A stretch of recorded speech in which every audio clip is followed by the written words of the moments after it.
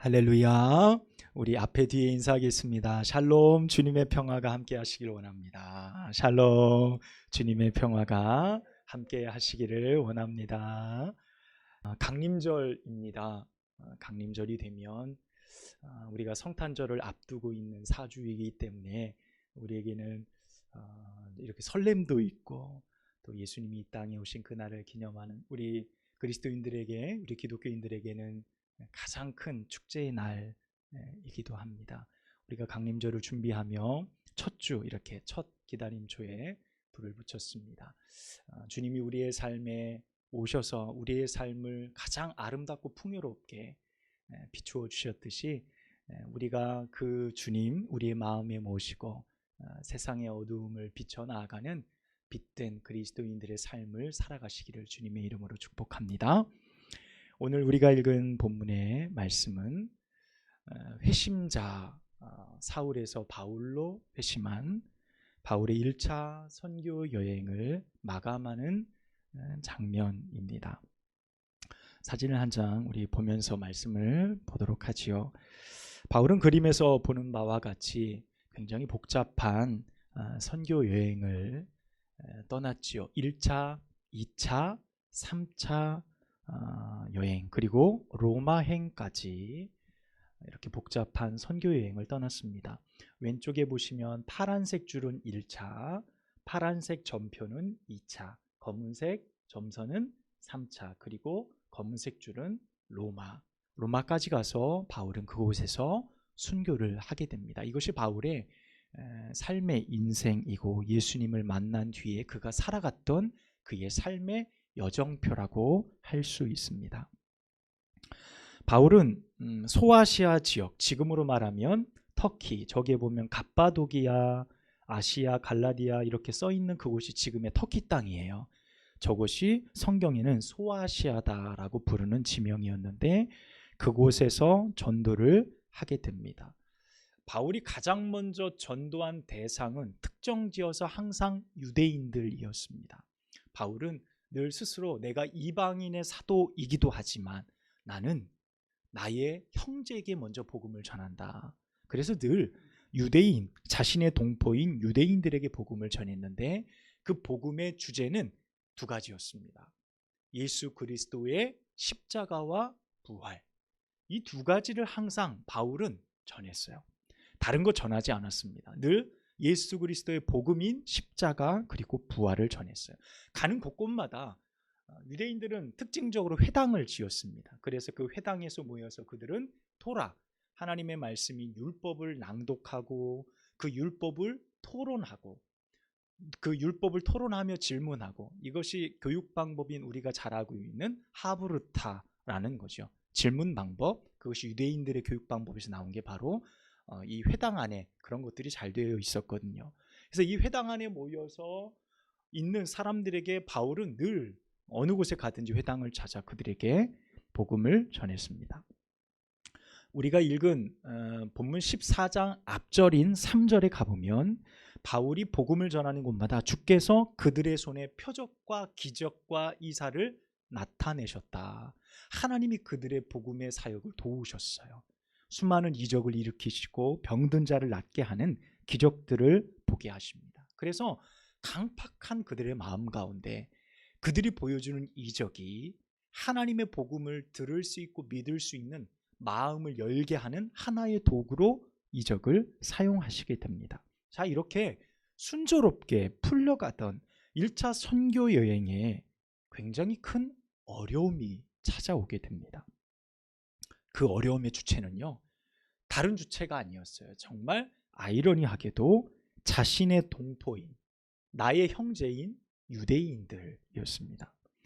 바울과 바나바는 복음을 전하기 위해 항상 유대인들에게 먼저 복음을 전했는데 그것이 그들에게는 좋았을지 모르겠지만 충돌을 일으키는 불가피한 요인으로 또한 작용하게 되어져요.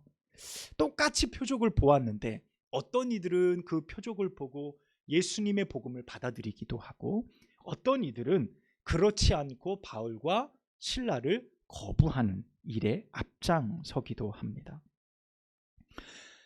바울과 바나바가 전했던 예수 그리스도의 십자가와 부활은 어떻게 보면 유대인의 민족의 정서상 좀 받아들이기 어려운 것은 사실이었습니다. 왜냐하면 이스라엘 안에 있었던 예수님이라는 분에 대한 존재는 흩어져 있던 디아스포라였던 유대인들 역시 알고 있었어요. 왜 그러냐면 그들은 1년에 한 번 이상은 반드시 예루살렘으로 돌아와야 됐어요. 명절이 되면, 유월절이 되면 그들은 흩어졌다가도 다시 본국으로 귀환해서 명절을 지켜야 됐거든요. 명절 안에 예수님에 대한 소문은 누구든지 다 들을 수 있었습니다. 예수님이 십자가에 달려 돌아가셨다라는 것, 그 사건도 흩어져 있는 사람 모두에게 예수란 분이 누구신지를 알게 하는 어떤 소문이었겠죠. 예수님이 부활하셨다라는 말들도 그들 가운데 그렇게 들려졌을 것입니다. 그런데 그들에게 들려진 예수님은 나사렛 출신인데, 저 요셉의 목수의 아들인데 라는 것이 그들에게는 굉장히 큰 걸림돌이었죠. 풍문으로 듣기에 죄인으로 십자가에 죽었다던데, 그리고 그가 부활한 것이 아니라 그의 제자들이 그의 시체를 훔쳐갔다라고 이야기하던데, 우리가 마태복음 28장 13절에서 15절에 보면 그런 소문이 퍼졌더라라는 말씀이 있거든요. 그러니까 예수님의 십자가와 부활은 그것을 다른 각도로 볼 때 누구에게는, 다른 사람들에게는 어떻게 들릴까요? 거짓처럼 들려줄 수 있는 소문이었다는 거예요. 그것을 지금 누가 전하고 있습니까? 바울과 바나바가 복음을 전하고 있는 거예요. 그러니 정확히 두 양상으로 나타납니다. 믿는 자와 믿지 않는 자. 믿는 자는 그래 한번 믿어볼까? 참 신기하네, 놀랍다 라고 믿겠지만, 믿지 않는 자는 그냥 단순히 나는 믿지 않아로 끝나지 않았습니다. 이 믿지 않는 사람은 배척하고 그것을 전하지 못하도록 매우 적극적으로 그것을 방해하는 하나의 세력이 되어졌다는 거예요. 그것이 오늘 본문 전체의 내용이라고 할 수 있습니다. 바울은 오늘 본문 말씀 앞절에 보면 루스드라에서 복음을 전하는데 그곳에서 걷지 못하는 사람을 걷게 하는 놀라운 기적을 일으켜요. 그리고 나니까 그 주변에 있던 수많은 사람들, 우리가 그리스 로마 신화를 보면 알죠. 제우스, 헤르메스 이런 명칭들을 알잖아요. 신들의 이름인데, 제우스 신전에서 있던 수많은 제사장들이 기적을 일으킨 바울과 바나바를 보고 뭐라 그러냐면 제우스다, 신이 강림했다. 헤르메스, 신이 강림했다. 그들을 그렇게 부를 정도였습니다. 그들이 비시디아 안디옥 그리고 이고니온에서 복음을 막 전할 때 유대인들이 적극적으로 바울과 바나바를 반대하며 복음을 전하지 못하게, 그들이 루스드라까지 찾아와서 이 복음을 전하지 못하도록 방해하게 됩니다. 결국에 그들이 어디까지 가냐면 13장 50절 그리고 14장 2절에 보면 유대인들이 믿지 않는 것을 넘어서 저 두 사람 죽여야겠다. 저들은 혼란한 사상을 퍼뜨리는 존재들이야. 우리 유대의 민족들이 정서상으로 받을 수 없는 이상한 사상을 퍼뜨리는 이단들이야. 저들은 죽어야 돼. 우리가 저들을 죽여야겠다라고 결심하게 되는 수많은 사람들이 나타나게 되어집니다. 급기야 오늘 19절 말씀해 보니까 군중들을 충동질해서 바울을 성 밖으로 끌어내 돌을 들어서 그에게 쳐 죽이는 즉결 심판을 행하게 됩니다. 그들은 돌을 던져서 바울로 하여금 죽을 때까지 돌을 던집니다. 이제 유대인들에게 있어서는 이거는 우리가 성경에서도 보면 가늠하다 잡힌 여인이 잡혀왔을 때 그들이 돌을 들었다 그랬죠. 이것은 뭡니까? 현장에서 그들이 즉결 심판할 수 있는 율법의 기준들이었어요. 그래서 예수님 모세 율법에 보면 현장에서 간음한 자는 돌로 쳐서 죽이라, 죄를 제거하라라고 말하는데 당신은 어떻게 할 겁니다라는 장면을 우리가 성경을 통해서 볼 수 있잖아요. 이 내용이 똑같은 거예요.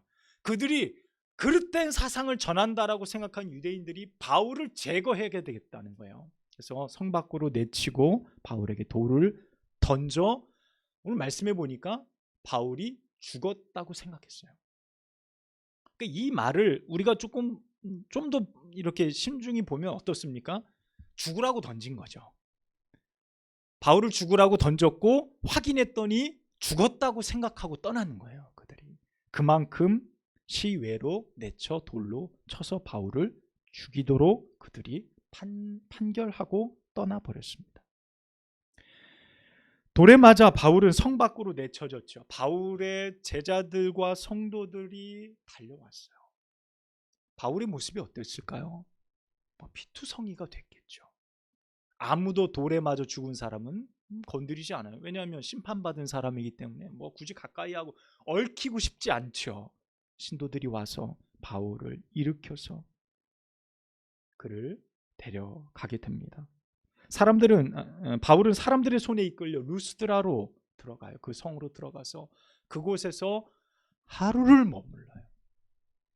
여러분, 돌에 맞아서 온몸이 피투성이가 되고요, 자기를 죽이려고 했던 사람들이 딱 보기에도 야, 이 죽었다, 이제 제거했구나 라고 생각하고 돌아갈 정도면 바울의 상태가 어땠을까요?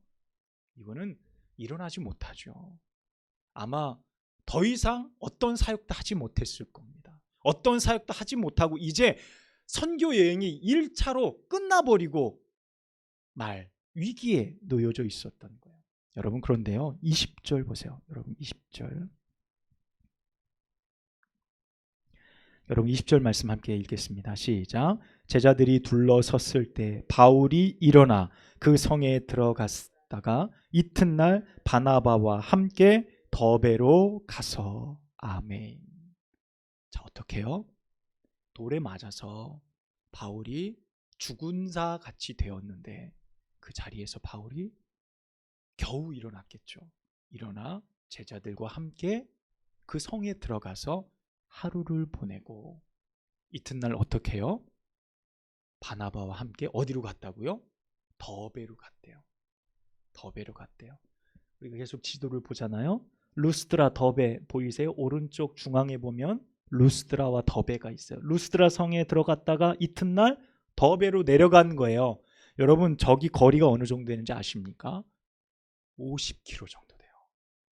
그러니까 죽을 만큼 얻어맞고 나서 다음날 일어나서 걸어서 50km를 간 거예요. 여러분, 정상적인 사람이 하루에 걸을 수 있는 보통 거리가 얼마큼이요? 40km, 50km 보통 봐요. 국도 대장정 하신 분들 보면 4, 50km만 막 발이 막 퉁퉁 붓고 막 물집 생겨서 그렇죠. 얻어맞아서 몸을 가누기도 힘든 상황에 이 바울이 치료받기를 거부하고 어디로 갑니까? 더베로 가는 거예요. 50km 정도 떨어진 곳으로 이동해 버리는 거예요. 좀 기다리면 안 됐을까요? 좀 치료하고 몸을 좀 회복한 뒤에 무엇인가를 좀 도모하면 안 됐을까요? 그런데 바울은 더베로 가서 복음을 전하는, 어떻게 보면 초인적인 힘을 내고 있어요. 우리가 이 말씀을 그냥 지나칠 수 있지만 우리가 우리의 관점으로 이 상황을 그려서 말씀을 본다 그러면 바울이 지금 미치지 않고서야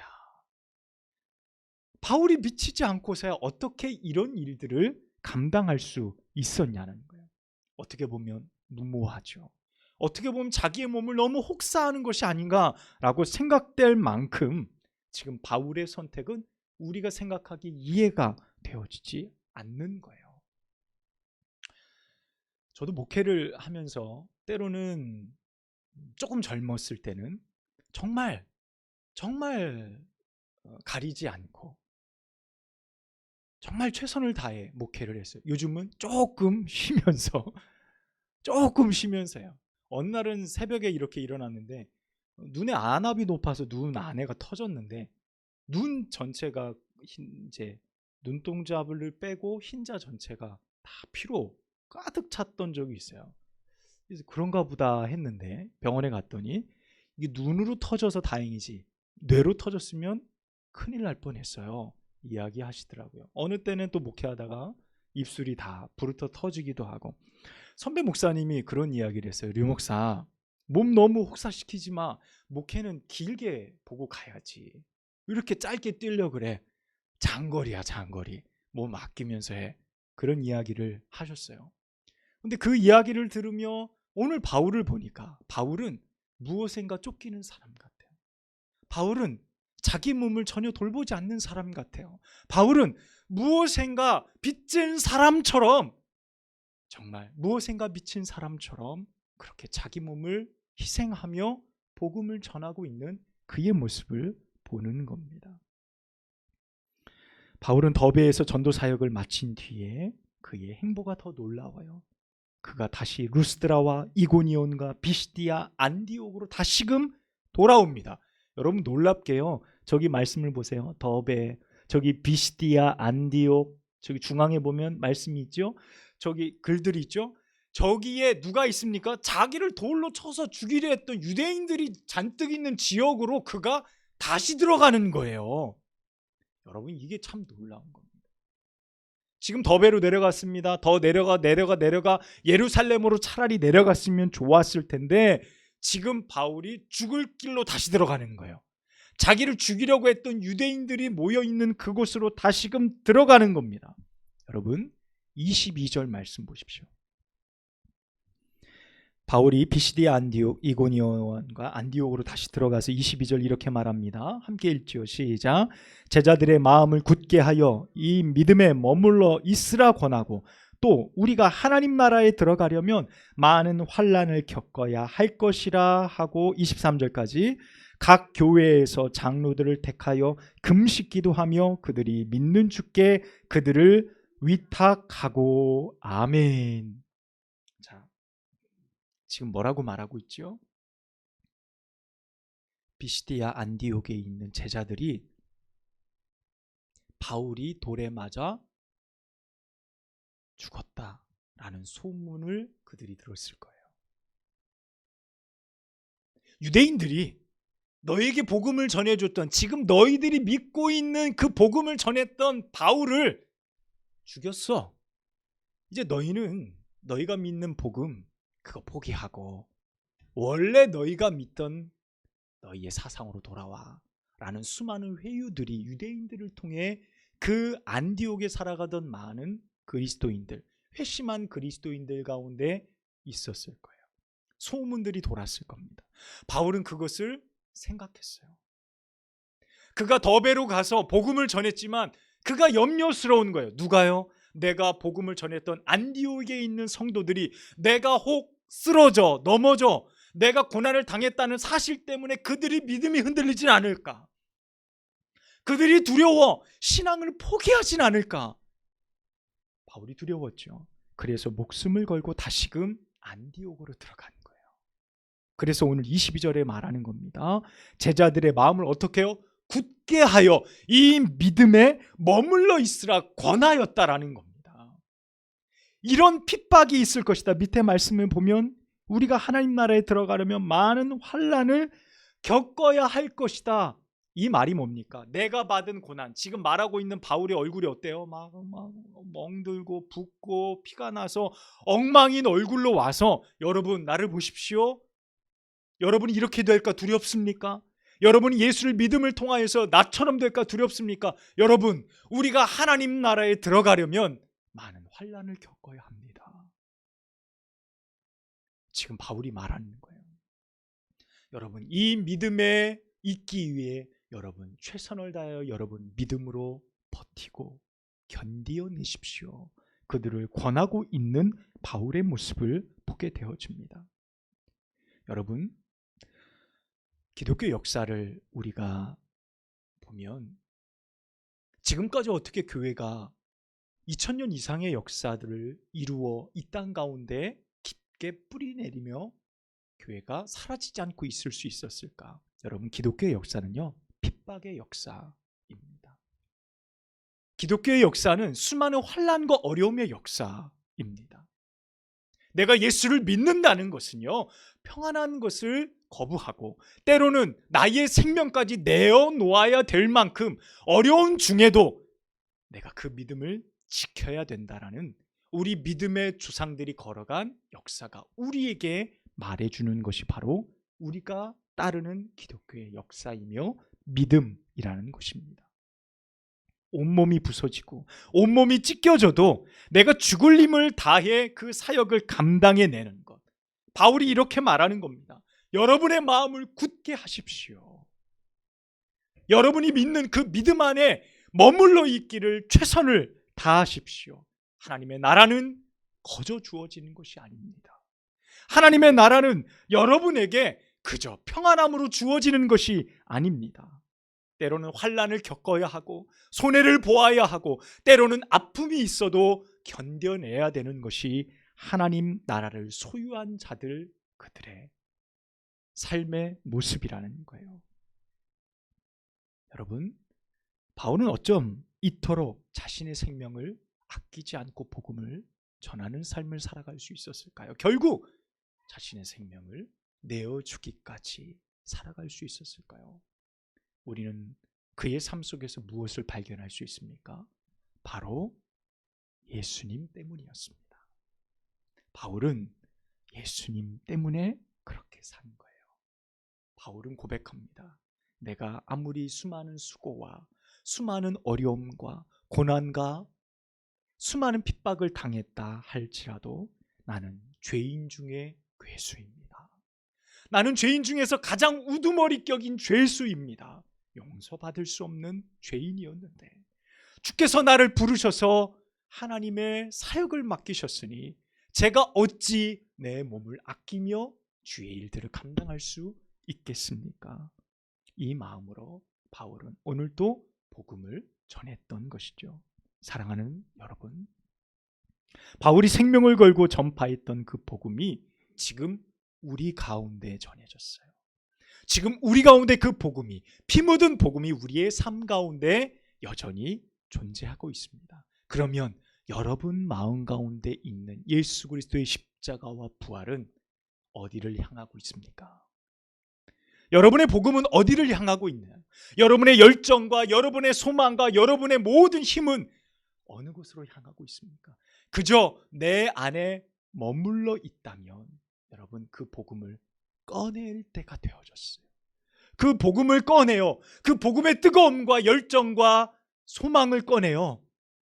예수 그리스도를 알지 못하는 나의 형제와 나의 가족과 나의 이웃과 나의 사람들에게 복음을 전해야 될 때가 왔다라는 사실입니다. 여러분, 그 복음이 여전히 우리에게 참된 생명이지만 누군가에게는 핍박의 이유가 될 수도 있을 겁니다. 누구에게는 거치는 것이 되어줄 수도 있고 불편한 것이 되어줄 수도 있어요.